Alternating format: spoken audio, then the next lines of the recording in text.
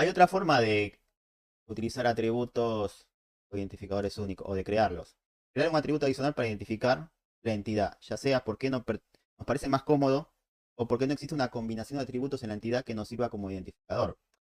Acá, acá tenemos un atributo que justamente era DNI que identifica a una persona, etcétera. Pero puede haber otro tipo de entidad, de ejemplo arma, que no tenga un atributo justamente que se acople a ella para como clave primaria. Entonces, ¿qué hacemos? Creamos una clave primaria. En este caso lo llamamos identificador y es autoincremental. ¿Por qué es autoincremental? Comenten en el chat, pausen el video. Pero es porque obviamente si es autoincremental, no se va a repetir la clave primaria, ¿no? Y es la idea de eso. Bueno, ahora vamos a atributos. Los atributos. Vamos a ver los distintos tipos de atributos que hay, características de los atributos, etcétera. Bueno, el dominio. ¿A qué decimos dominio a un atributo? Si nosotros vamos a matemática, ejemplo dominio, naturales, ¿qué son? Eh, el 0, 1, 2, 3, 4, 5, 6 hasta n, ¿no? 0,1 puede ser el dominio de los naturales. Dije naturales, ¿no? ¿Puede ser 0,1 el dominio de los naturales? No, porque ahí estamos hablando de reales, ¿no? Entonces, es decir, el dominio es un rango de gama de valores que son válidos apropiados para ese atributo específico. Si hablamos de edad, es de tipo natural positivo, ¿no? Pero no, 1, 2, 3, 4, 5, 6 hasta n. 1,5 no existe ahí. Entonces tenemos que adecuar al atributo un dominio adecuado para él. Bien, número enteros positivos, ¿no? Naturales, enteros. Después tenemos valores num. Indica la ausencia de valor o falta de datos en un campo específico. Representa la idea de que no hay un valor válido presente para ese campo en particular. Ejemplo, tenemos nuestra instancia edad, ¿no? De Juan. En ese momento no tenemos el valor de él. Entonces ponemos el null. ¿Null significa cero? No, significa ausencia de valor en ese momento, ¿no? O falta de datos. Bueno. Después tenemos, los atributos van a tener, se van a clasificar de distintas maneras. Tenemos atributos simples, atributos compuestos. Atributos simples. El atributo simple es el que no se puede dividir sus partes significativas. Ejemplo, vamos a ver. DNI. ¿Lo podemos dividir en más partes? Si vemos DNI, que es este 21, 50, ¿lo podemos subdividir en pequeñas partes? Sí. En 2, en 5, en 1, en 2. Pero no son partes significativas para nuestro problema, ¿no? Porque nosotros queremos el DNI completo. Entonces, por eso siempre, cuando hablamos de atributos simples, cuando no se puede subdividir en partes significativas. O lo que se dice representa una propiedad atómica o indivisible. Después tenemos atributos compuestos. Estos atributos compuestos sí podemos dividirlo en partes más pequeñas. Ejemplo vemos acá, ¿no? Fecha de asunción. Vemos que se puede dividir en fecha, no, en día, en mes y en año.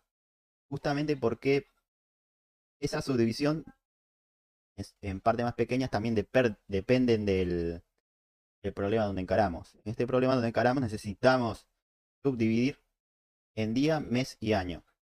Porque nos va a resultar más fácil las consultas, etcétera. También puede pasar que el que haga la base de datos diga, no, vamos a dejarlo todo en fecha de asunción, vamos a dejarlo como atributo simple.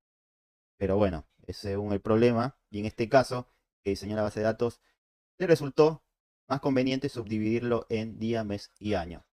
¿Sí? Después vamos a tener los atributos monovaluados, que es aquel que puede tener un único valor para una unidad específica. Es una propiedad única, puede contener es valor. Ejemplo acá, nombre, apellido, dirección, DNI, ¿no? Multivaluado significa, representa tener varios valores en simultáneo. Ejemplo, teléfono.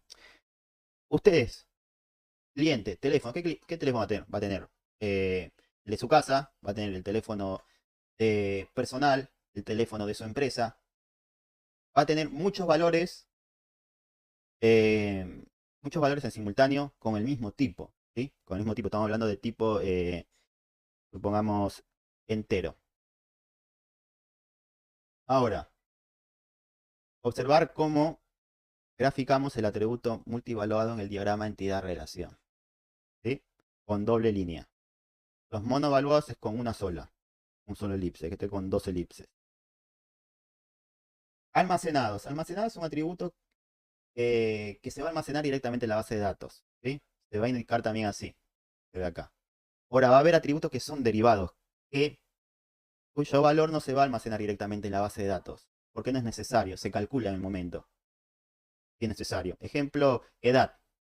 ¿Cómo podríamos calcular edad con los atributos que están acá? A ver, comenten en el chat. Prenden esto y comenten en el chat. Bueno, edad se puede calcular fácilmente. Si yo tengo la fecha de nacimiento, el módulo de fecha de nacimiento menos la fecha actual, esto me va a dar la edad del cliente. Es decir, un atributo derivado. Y los atributos derivados se grafican con líneas punteadas, como se ve acá, ¿sí? Así que tengan en cuenta esto. Simbología, como vimos, atributo derivado es esto, atributo multivaluado es con doble elipse, atributo compuesto. Son líneas que salen del atributo compuesto. Bueno, ahora tenemos la relación, los tipos de relaciones que va a haber, ¿sí? Nosotros vamos a tener relaciones, en esta parte vamos a ver las relaciones binarias, después vamos a ver las relaciones terciarias y más. Pero en esta parte vamos a ver relaciones binarias. Vamos a ver la relación de 1 a 1. ¿Qué dice esta relación? Veamos un ejemplo, ¿no? Tenemos un tipo de entidad país con sus atributos continente y nombre. La clave primaria del país, ¿cuál es? Comenten ahí si lo sacan, pausen, comenten. Es nombre, obviamente, no hay no hay un nombre de país que se repita en el mundo, ¿no? Entonces lo tomamos, lo subrayamos, le hacemos clave primaria. Un país va a poseer bandera, ¿no? Esa bandera va a poseer colores.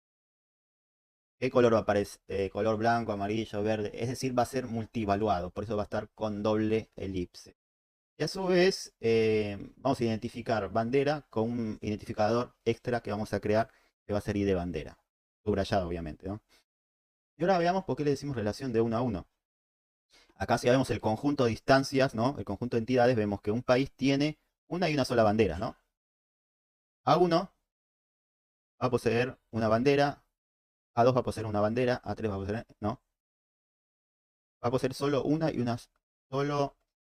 bandera solo puede tener solo un país. Bueno, veamos acá. Un país, mínimo uno y máximo un país, va a poseer mínimo uno y máximo una bandera. Eso es lo que vemos acá. Y una bandera, máximo una bandera y mínimo una bandera va a ser poseída por mínimo un país y máximo un país. Entonces sacamos el máximo que es 1 acá y el máximo de acá que es 1. Entonces tenemos la relación 1 a 1 binaria.